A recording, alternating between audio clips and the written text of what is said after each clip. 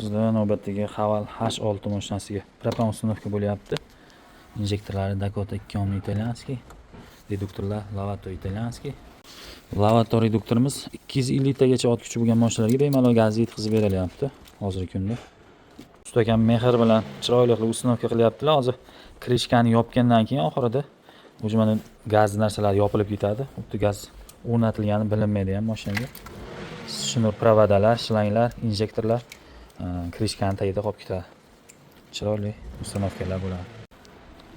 Balon qismlari 61 litrli beloruskiy balon bilan bo'lyapti. Balonlarni ko'rish mumkin. Kuch naborlari o'zini o'rnida qolyapti. Zapaskani o'rniga chotka joylashyapti. Blok armaturalari ham Novogazniki o'ziniki beloruskiy bo'lyapti.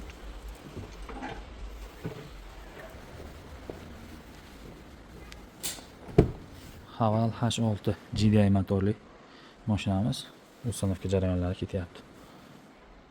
Xizmatlar bo'lsa aloqaga chiqa olasizlar.